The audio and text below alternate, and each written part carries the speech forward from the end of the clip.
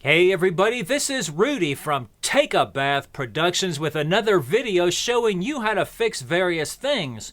In this video, I'm going to show you how to set up this Sofabaton F2 remote control made for Amazon Fire Stick.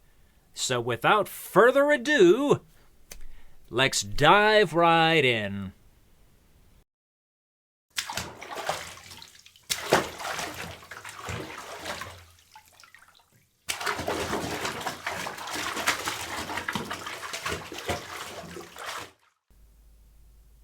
Okay, so we're working on the Sofabaton F2 here.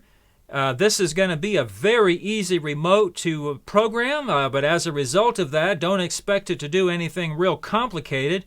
It isn't meant for that. It's a basic remote, but it does hold the Fire Stick remote right here. It comes from the factory with this faux cardboard insert right here. So just pull that out. The nice thing about this is if you open up the insert, it comes with batteries right there.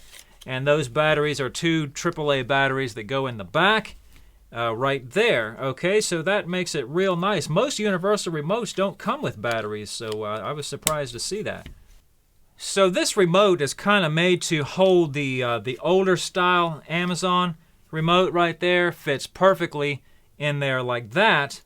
But if you have a newer one, like a 4K Fire Stick, it comes with a different remote that has this volume and the mute buttons attached to it. And unfortunately, Amazon made this remote slightly fatter than the older style remote, but it does fit. It fits a little tight. The problem is not so much to get it in there. The problem is when the batteries in the Fire Stick remote die and you have to pull that back out, it is a little bit of a pain in the neck. But it does fit, and it holds it just fine. You just have to kind of be careful when you're getting that out of there so you don't gouge it up with a screwdriver or something like that, because I've tried pushing that out, and it's not easy, see? Well, it's coming, but it's much more difficult to get it out than the older one just comes right out. So bear that in mind. I just wanted to take a minute to say if you're new to my channel, please click on that subscribe button below and like this video if it was helpful for you. I also wanted to thank Crystal at the Sofabaton Company for sending us this remote so that we can bring this video to you. Alright, so back to the video.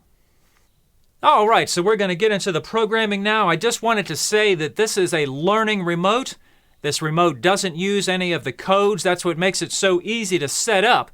With that being said, you're going to need your original remote for your device, or you're going to need another universal remote that has been programmed to your device so that you can use this. The advantage here is you get to hold your Amazon remote and use the voice control.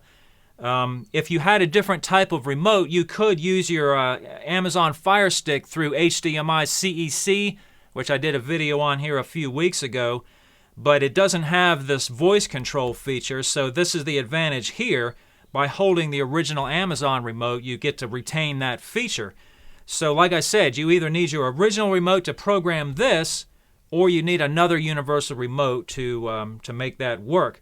There's no other way that I can see to program this remote. So here we have my original Samsung remote, to my Samsung TV. So programming this is very easy if you do have your remote.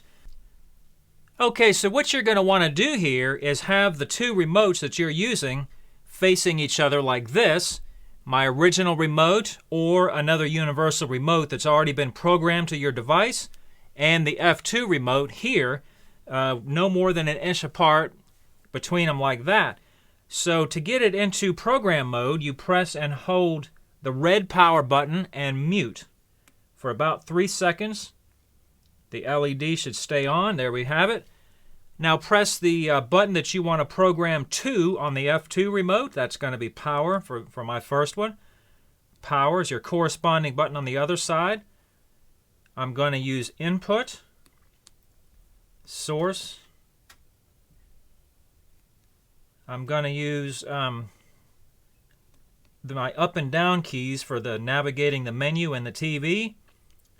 Down, And by the way, I'm pressing and holding the corresponding button on the other remote.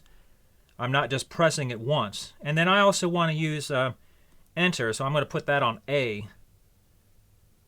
Alright, so now I want to program in my soundbar, but all I have to do is set this one aside and switch remotes right in the middle of it. So I'm going to press the blue power button for my soundbar. Volume up. Volume down. And mute. Alright, so that's all the buttons I'm going to program in. B and C can be programmed, but I don't have a use for them. Now to get out of this, you can press the power and mute again. The red light went out. Or you can wait 30 seconds and that will automatically save the codes as well.